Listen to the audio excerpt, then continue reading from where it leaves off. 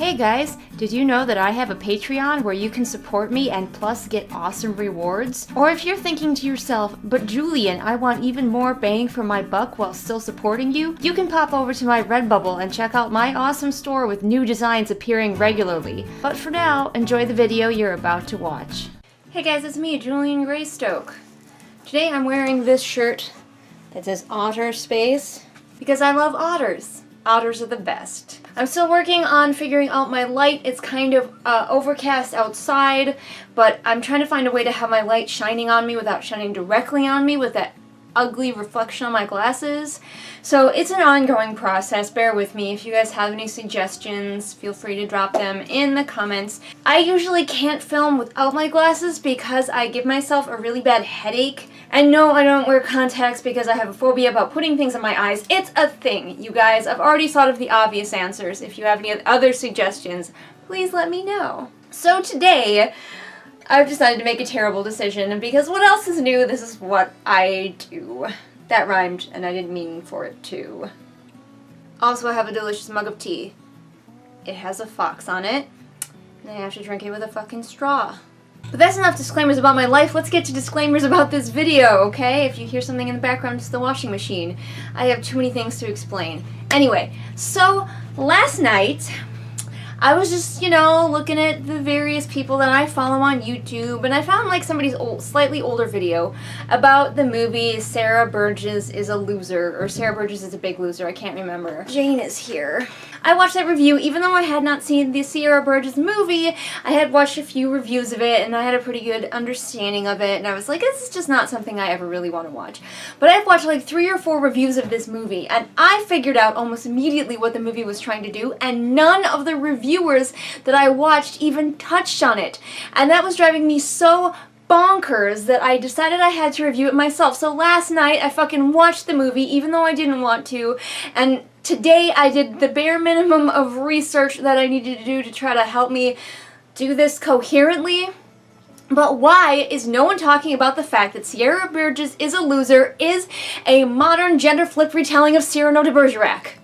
Am I the only one who caught that? I can't be. I cannot be the only one who caught that, but no one is talking about it. So we're going to talk about it here. All of that stuff that everybody's talking about, the catfishing, the sexual assault, all of that stuff is because this is trying to be a modern gender flip retelling of Cyrano de Bergerac. Alright, I suppose I fucking have to explain what this movie is about. I was going to show a clip of the preview, but then my computer decided, nah.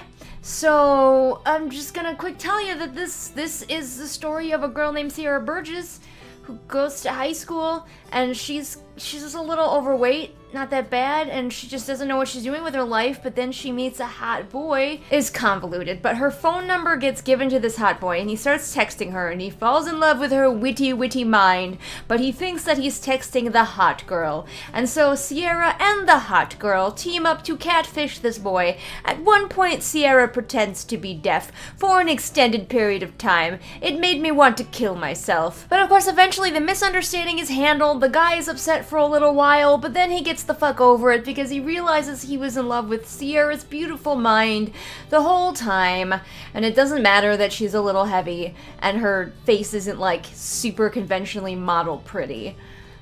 The end.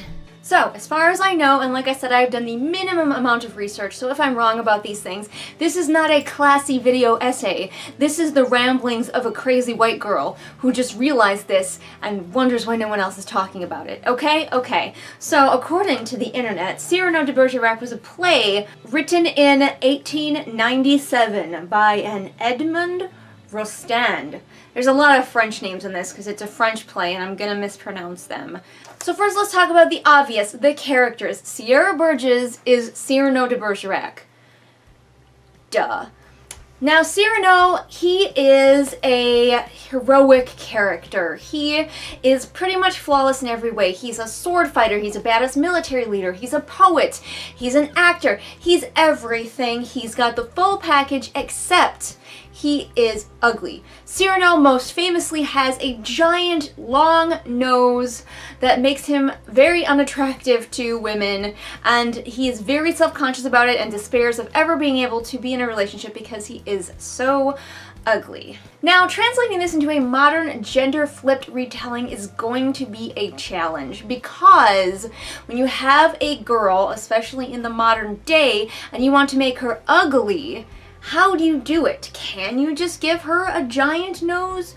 Probably not. People would be weirded out by that. People will be like, okay, so she has a facial deformity, and why are we making fun of that? So I think the movie creator's easiest way to do it, of course, was to make her overweight. Except for, of course, we immediately sort of run into our first problem, because you can't just say she's overweight so she's ugly. So, you know, we have to do all of this work with the character, and like, is she feeling self-conscious? Is she not? And of course you have the problem of coming across as though you are saying fat people are ugly. You know, it's pretty easy to go, okay, that guy has a giant comically large nose. Of course people are probably not going to find him the most attractive and he would think himself ugly. But saying like a girl is overweight and therefore she ugly, that's already a little bit of a problem that the filmmakers are having with this. Am I making any sense? I hope so, because I didn't script this. This is all just coming out of my brain. Okay, let's get on to the next character. Jamie, the love interest, is the character of Roxanne, Cyrano's love interest. Roxanne, not only is she beautiful, but she is intelligent. She's not this dummy that he's trying to pursue. She is the full package. Where Cyrano's got everything except the looks, Roxanne has it all. But she's looking for somebody who has it all as well, and so Cyrano, he knows that he hasn't got a chance with her. Enter Christian, Veronica in our case. Christian is a handsome boy who's in the same regiment, I believe, as Cyrano, and he's also in love with Roxanne, but he is so very pretty, and also just, he's not stupid, but he's really not good at like public speaking, and he's definitely not a poet. So he and Cyrano fit together pretty well because Cyrano's got the brains and he's got the looks. Let's make lots of money. There are a couple other characters. There were a lot more characters in the play, and I don't think they have like a one-to-one necessarily with characters in the movie. I'm not really gonna get into them. I'm gonna be mostly focusing on our main three. Her BFF, Dan, her stereotypical black friend guy who I liked as a character, but I was also kind of mad about because he just existed to be the sassy friend who she eventually like has to have a slight conflict with but then come back to, and I'm over that. But he may have been Lebret. Cyrano has several friends, but Lebret seemed to fit the best in that he's also kind of an actor, an over-the-top kind of person. So yes, the first problem that they have, obviously, is the fact that to make our main character ugly, what are they going to do about it? So they make her overweight. Okay? Now, this also really hampers, I think, the character of Cyrano himself, herself, because Cyrano, yes, in the play, he is self-conscious about his nose, but he also has this really big confidence to him as well. And while Sierra has that, it's a tightrope that the filmmakers have to walk because they want to have a relatable high school-age female character, and they seem to believe that that means that she also has to be really insecure. So anytime that she really takes control the way that Cyrano would do, anytime that she really stands up for herself, it ends up feeling really kind of awkward and hollow. She'll stand up for herself, like, in the bathroom, and then she'll get smacked in the hallway, you know, and it's like, she tries to be confident, but it always ends up getting cut out from under her, and her confidence is really a facade. And I think that while that is true of Cyrano de Bergerac, it's not as much as it is with the teenage girl character. I think he is and can be very, very self-confident, very, very well-spoken, and that just doesn't come off with Sierra. I wish that they had been able to make her more sassy, more confident, even better with words. You know, when she sasses back the other girls and stuff, could she just destroy them with her intellect? Because that I would love. Instead, she kind of has a comeback, but the filmmakers are trying to keep it, like, relatable, so they can't make her too sassy, too confident seeming, too intelligent. And I think that really is one of the things that kind of ruined it for me as like an adaptation. Speaking of which, there is a scene in Cyrano de Bergerac, at least one, where guys are making fun of him for his stupidly long nose, and Cyrano turns it around and gives them a lesson in how to make fun of him. And it is like one of my favorite moments, and he eviscerates these guys with his intellect while at the same time using complete self-deprecating humor against himself. It's just great. And we only get a little bit of that in Sierra. I believe that scene is supposed to kind of be that bathroom scene where she comes back at the one girl who's mocking her, but it's really short-lived, and again, it's kind of taken away because it's a super short scene, and then she leaves and she gets smacked by somebody in the hallway, and she's just like, oh, never mind, life sucks again. It is not as strong as it should be. The audience should be sitting up and cheering her in this scene as she takes out this girl with her intellect, and instead we're just kind of like, okay. I can't figure out if Sierra is supposed to be smart, witty, and good with words like original Cyrano, or if she's not. Sometimes she is, sometimes she's not, and I don't have a good handle on what her character is supposed to be. Except for that apparently she randomly speaks 3 languages, and I was like, the fuck did that come from? And this is also going to be me talking about the movie just as a movie just a little bit. The FaceTime scene and the car scene are kind of two halves of a whole, a scene in which Cyrano and Christian, because Cyrano's helping Christian, they kind of have a symbiotic relationship. Cyrano's helping Christian woo Roxanne, and there is a scene where Christian is like, let me talk to Roxanne with my own voice, because they have been like writing her love poetry and stuff like that.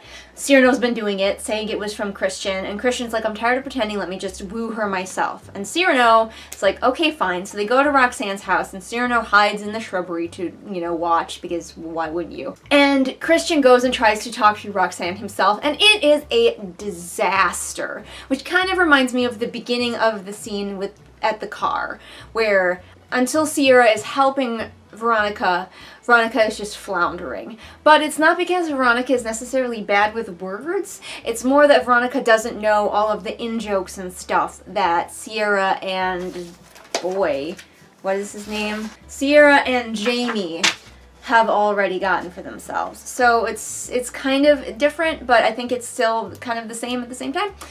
And then also the kiss, which is problematic for a lot of people and does not happen in the original play. What happens is Christian strikes out, he fails, Roxanne gets pissy and she goes inside, and then Cyrano is like, fucker, you fucked it up, let me try. And so hiding in the shadows of the garden, Cyrano calls up to Roxanne on her balcony and woos her majestically with his mind and his eloquence.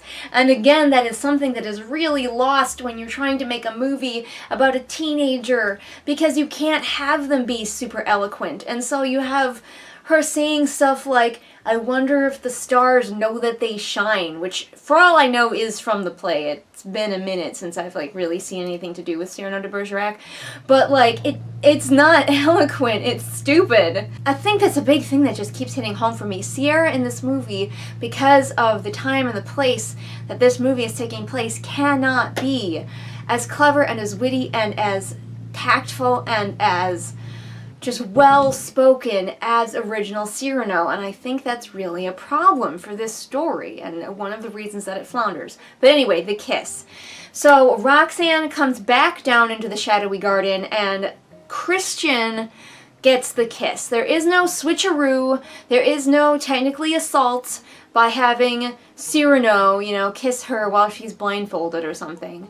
Christian gets kissed. And from there, Roxanne wants to marry Christian, but then they get sent off to war. It's a complicated thing, and by the end of this play, everybody dies. So, obviously, the movie's going to be a little different in that aspect.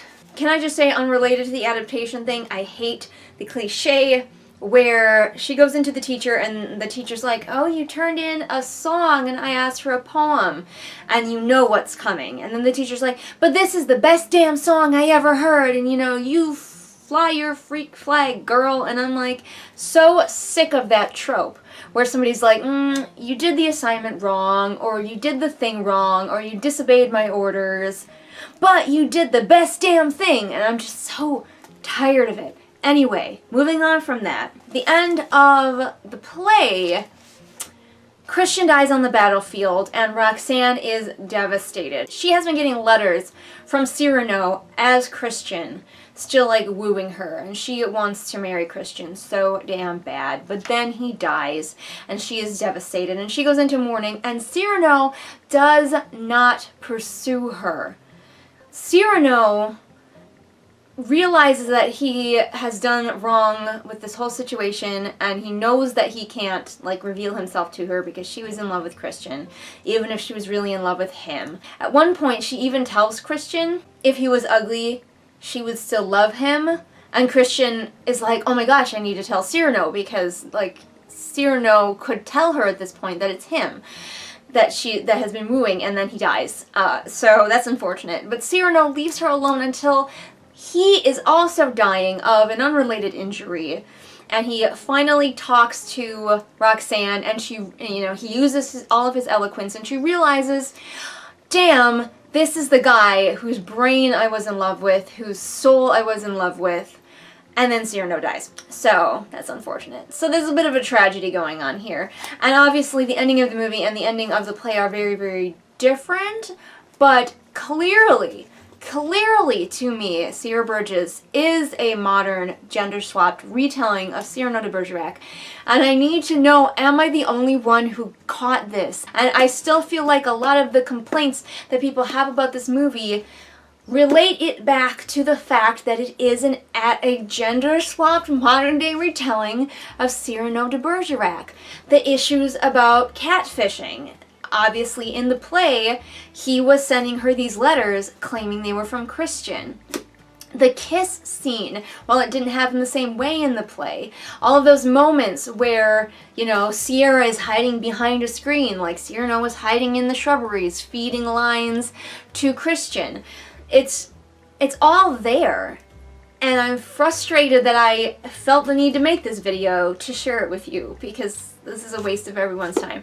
But I don't care. Here it is. What do you think? Comment below and let me know. Have you seen Sierra Burgess is a Loser? What did you think about it?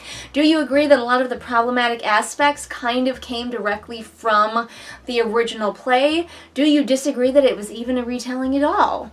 Is it just a terrible movie? Leave your comments in the doobly-doo. And of course, remember that if you liked what you saw here, I have a ton of content on this channel, so go check it all out. I've been doing this for a long time. If you want that content to be higher quality, don't forget you can support me on Patreon for as little as $1 a month, and that will get you all sorts of great rewards and fun extra content that is only available to Patreon supporters. Of course, right here I post new videos Mondays and Fridays. All the links to my social media are in the doobly-doo for ease of your clicking, and I'll see you all again next time with whatever it is I happen to be doing next time. Bye!